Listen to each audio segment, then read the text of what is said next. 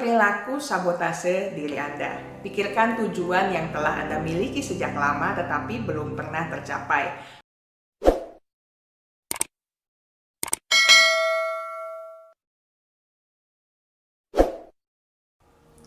Kali ini kita akan melanjutkan pembahasan kita mengenai self-sabotage atau sabotase diri. Di minggu yang lalu kita sudah mempelajari pengertian sabotase diri, penyebabnya, dan dampaknya. Anda yang selama ini terbiasa menunda-nunda pekerjaan, menolak untuk mencoba sesuatu yang baru, terbiasa menyalahkan diri, orang lain atau lingkungan Anda, atau terlibat dalam berbagai perilaku merusak diri, ada kemungkinan sedang melakukan tindakan sabotase diri. Anda pun menyabotase diri sendiri ketika Anda tidak berkomitmen dalam suatu hubungan, baik itu hubungan kerja, hubungan dengan teman, atau hubungan dengan pasangan Anda. Atau ketika Anda terus berada dalam suatu hubungan yang toksik dan tidak berminat untuk melepaskan diri dari relasi yang merusak diri Anda itu.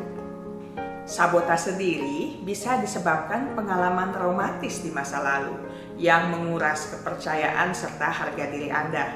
Bisa juga karena kebutuhan Anda yang sangat kuat untuk mengontrol segalanya, sehingga Anda mungkin takut menghadapi kegagalan, apalagi jika Anda sudah mengupayakan segalanya dengan sekuat tenaga. Sabotase diri akan makin mengikis kepercayaan diri dan harga diri Anda. Selanjutnya, sabotase diri juga akan menggerogoti potensi kesuksesan Anda dan dapat merusak reputasi Anda. Di dalam relasi dengan keluarga, teman, dan kolega kerja, sabotase diri juga bisa merusak hubungan yang pada ujungnya menciptakan rasa bersalah, rasa malu, atau frustrasi. Anda juga yang pada akhirnya terdampak. Nah, karena itu, kita perlu menanggulanginya. Ada beberapa hal yang bisa dilakukan.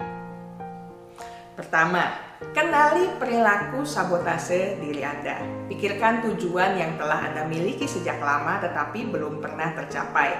Apakah ada area tertentu di mana Anda menunda membuat keputusan? Apakah Anda menderita kurang motivasi bahkan untuk hal-hal penting? Pertimbangkan sesuatu yang sering membuat Anda gagal tanpa alasan yang jelas. Adakah sesuatu yang Anda lakukan atau yang tidak Anda lakukan yang secara konsisten membuat frustrasi orang lain? Apakah ada kegiatan atau tugas yang mengganggu Anda dan menyebabkan Anda tidak puas karena Anda tahu Anda bisa melakukannya atau melakukannya dengan lebih baik? Buatlah daftar semua hal yang mencegah Anda mendapatkan apa yang Anda inginkan. Luangkan waktu untuk mengevaluasi mengapa Anda menginginkan ini dan menjadi nyata dengan tujuan Anda. Lihatlah apa yang benar-benar menghambat Anda. Identifikasi hal-hal kecil yang menghambat Anda untuk melakukan hal-hal besar. Kedua, pahami emosi yang melatar belakangi perilaku sabotase diri. Perilaku sabotase diri seringkali berasal dari perasaan cemas, marah, dan tidak berharga. Kenali tanda-tanda awal sebelum kemarahan atau kecemasan Anda menjadi-jadi dan usahakan untuk mengelolanya. Ketiga, kenali pikiran atau keyakinan yang tidak rasional. Perhatikan apa yang Anda katakan pada diri sendiri ketika Anda melakukan perilaku sabotase diri.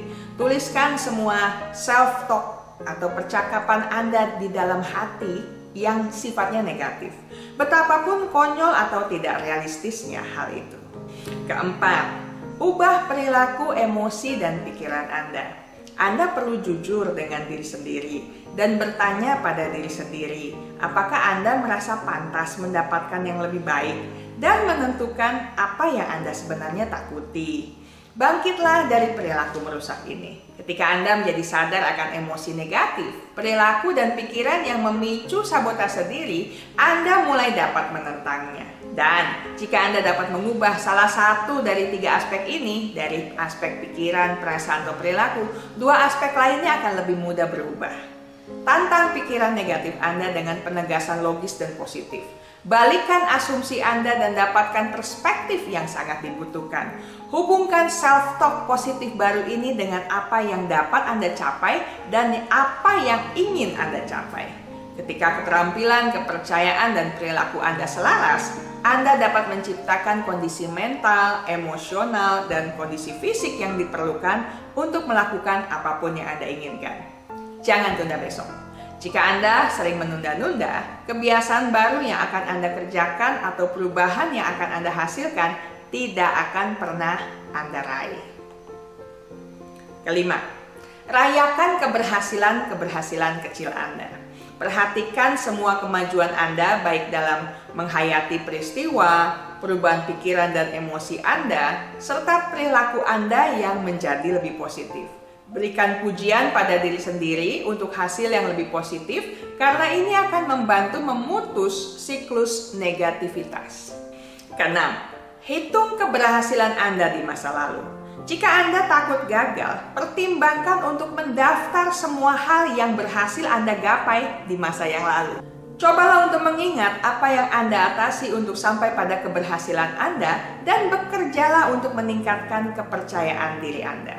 Coba untuk mengingat bahwa kegagalan juga baik-baik saja dan itu akan mungkin saja terjadi kapanpun. Yang penting kita bisa melakukan upaya perbaikan kalaupun pernah mengalami kegagalan. Kita tidak bisa selalu sempurna dan kita tidak akan selalu mendapatkan yang kita inginkan. Wajar, namanya kita manusia. Kita juga terbatas karena ada orang lain atau hal-hal lain yang perlu kita pertimbangkan. Menerima hal ini seharusnya tidak membatasi kepercayaan kita pada diri sendiri, tetapi sebaliknya harus membimbing kita untuk memahami bahwa kita harus terus bekerja untuk kebaikan diri sendiri dan membuka peluang-peluang baru. Ketujuh, hentikan kebiasaan menyesali diri sendiri. Berhentilah memikirkan pengalaman masa lalu dan mengatakan, oh seandainya. Kita semua memiliki penyesalan. Apakah itu tentang sesuatu yang kita lakukan? Jika saja aku waktu itu tidak berhenti kuliah misalnya. Atau sesuatu yang tidak kita lakukan. Jika saja aku lebih membela diri dalam hubungan itu misalnya. Kadang-kadang kita memainkan permainan seandainya tentang hal-hal yang tidak dapat kita kendalikan. Tetapi keinginan kita berbeda. Misalnya, jika kita tumbuh dengan orang tua yang berbeda, jika kita lebih berbakat, jika pasangan kita secara mendasar dapat berubah dengan cara tertentu. Pikiran-pikiran ini dapat mengikuti kita selama beberapa dekade. Tetapi masalahnya, pikiran semacam itu tidak menghasilkan tindakan apapun. Tidak berguna, bukan? Karena tidak ada mesin waktu dan kita pun tidak mampu mengubah orang lain, menuruti pikiran-pikiran ini hanya akan menghasilkan rasa frustrasi. Pikiran-pikiran ini tidak memacu tindakan, inspirasi, atau pemecahan masalah.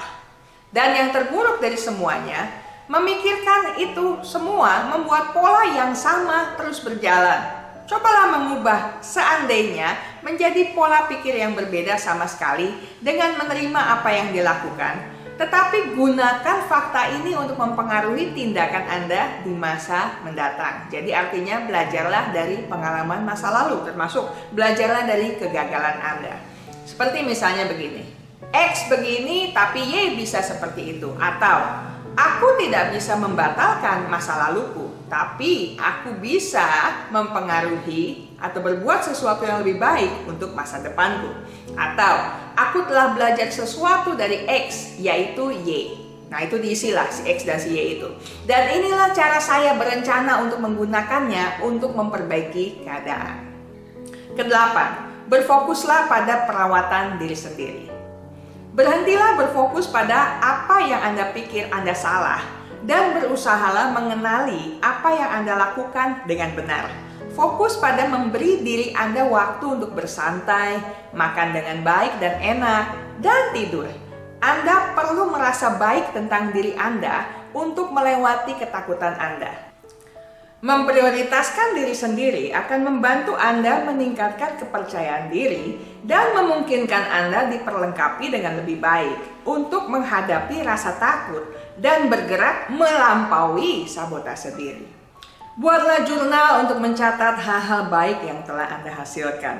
Praktekkan kebiasaan mindfulness, hidup here and now, di sini dan sekarang. Dengan sepenuhnya berfokus pada apa yang Anda kerjakan atau Anda pikirkan, atau Anda rasakan, dan bersikaplah berbelas kasihan kepada diri Anda sendiri. Berikan kesempatan kepada diri Anda untuk gagal dan cobalah kembali. Kesembilan, hubungi terapis Anda.